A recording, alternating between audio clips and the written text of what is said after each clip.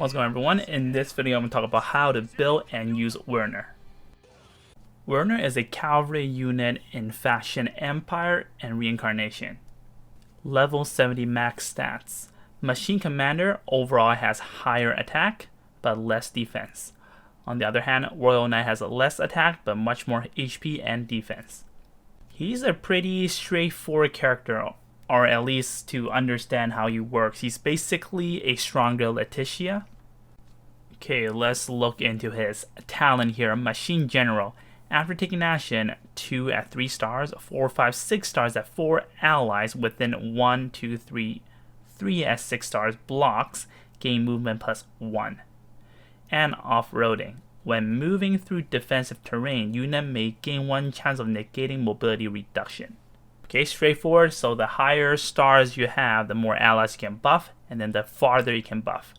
And off-roading basically means you can ignore the terrains that you can't go through. For example, cavalry can't go through the forest. Now with his talent, now you have a chance to negate that.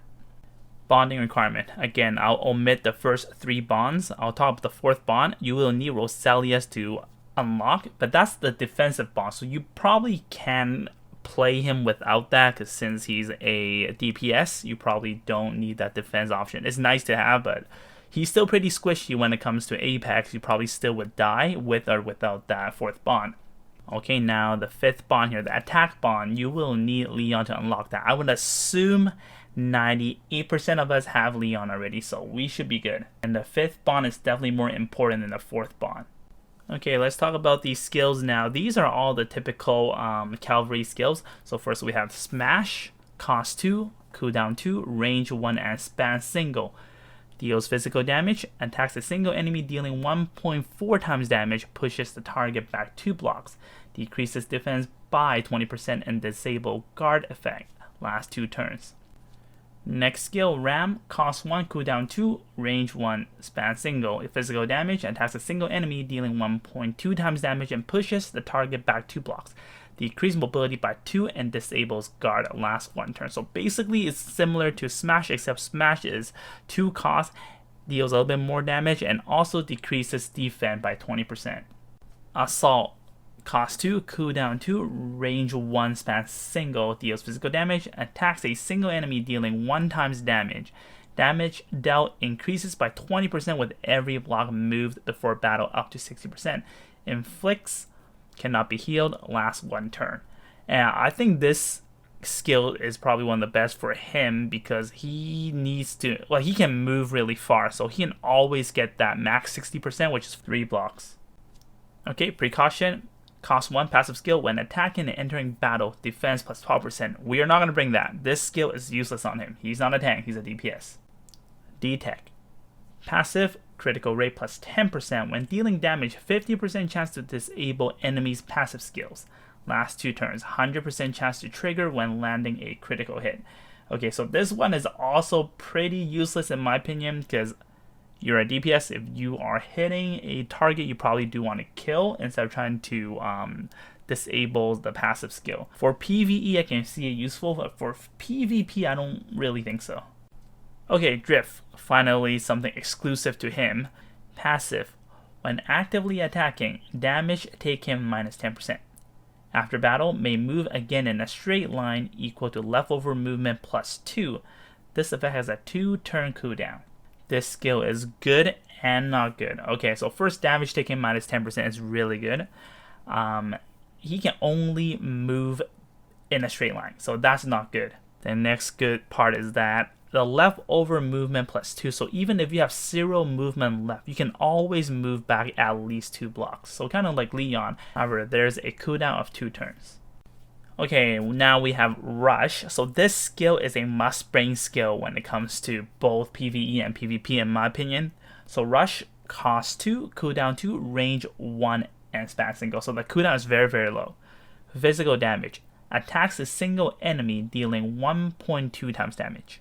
For every 1 block moved before battle, damage dealt plus 3% up to 15%. So if you move 5 blocks, that's maximum damage.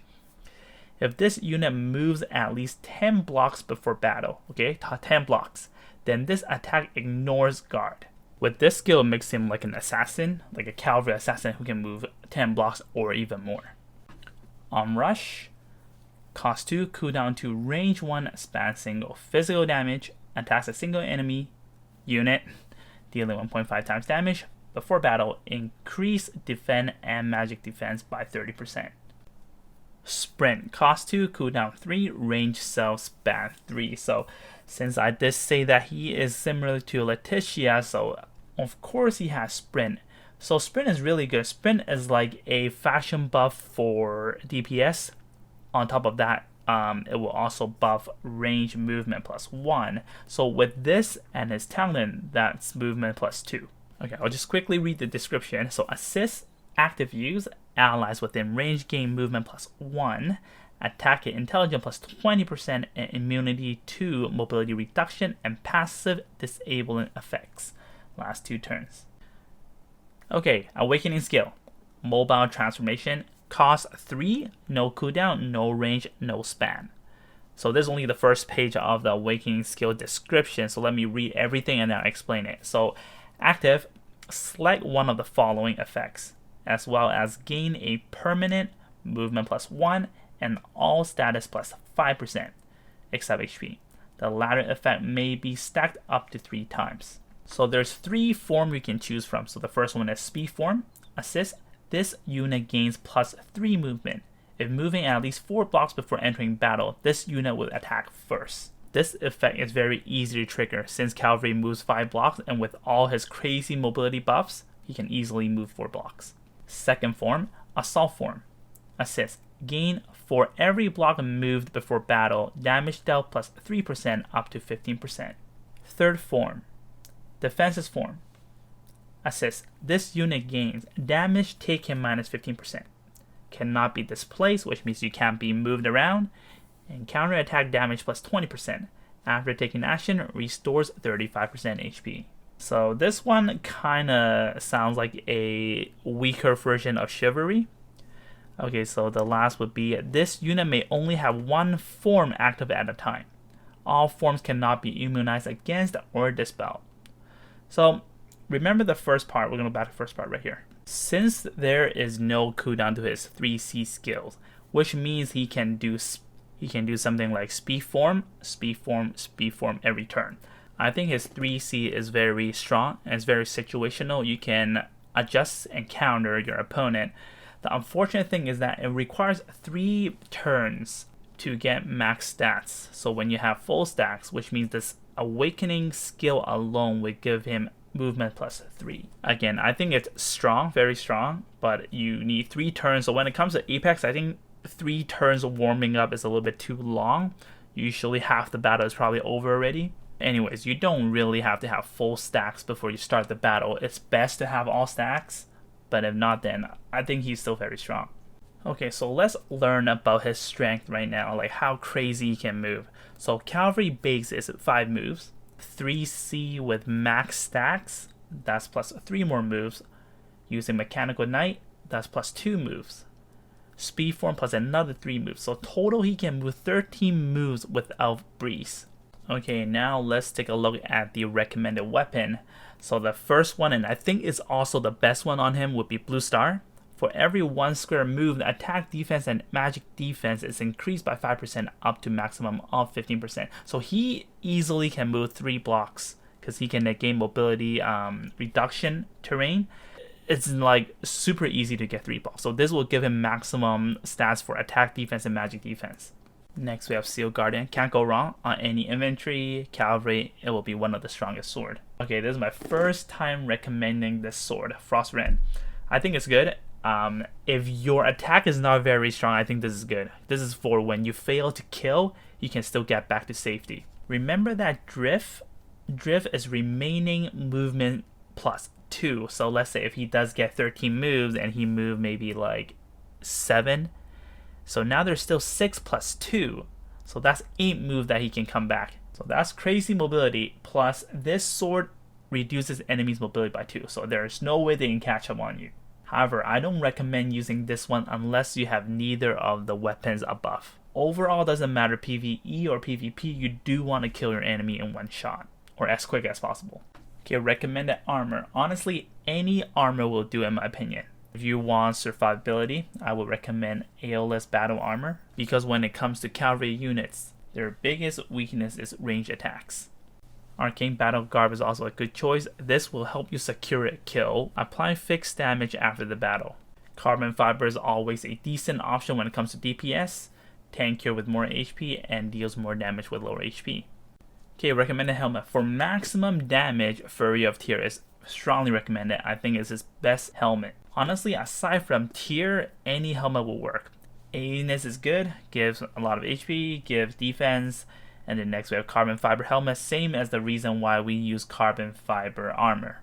Okay, recommend accessories. Twilight Star I think is the best when it comes to PvP, because you do need it to secure your kill. Lone Star is usually one of the accessories that I never recommend, but honestly when it comes to Werner, I think this is really good on him, because there's no way people can catch up on him. This guy rides a motorcycle.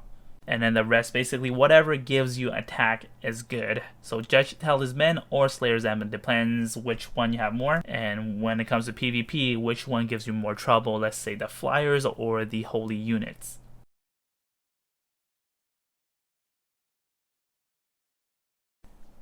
Okay, Enchant Choices. Full Moon is always a good option when it comes to DPS, gives a maximum damage output.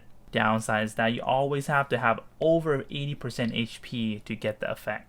Breeze I will recommend only using for PvP. PvE probably not necessary, you can usually reach your target, but PvP you can unexpectedly proc this and your enemy will be in trouble. Especially if you have Rush equipped, now there's a really high chance for you to ignore guard and kill the squishies. Rough Sea is also a very good choice. So basically whenever you attack, you're going to increase your attack by 10% and damage taken decrease by 15%. And you don't need to have enough HP to trigger the effect like Full Moon. So it really depends how confident you are with your health control when it comes to Full Moon before attacking your enemy. If you're not very confident, use Rough Sea. If you need the mobility, use Breeze. Okay, we have our soldier choices. Honestly, we don't really have a choice. Mechanical Knight, you see Werner, he's already riding the same bike as the Mechanical Knight. Using Mechanical Knight just gives him more mobility. And I just put Royal Cavalry there just because in case people don't want to invest into Mechanical Knight just for Werner, then Royal Cavalry is an option, but you're not going to do maximum damage. Okay everyone, thank you so much for watching, and this is it for this video. I hope you guys have a better understanding about this character, how to use and how to build him. Once again, if you like what you're watching, don't forget to like, share, and subscribe to my channel. I'll see you guys next time. Bye bye.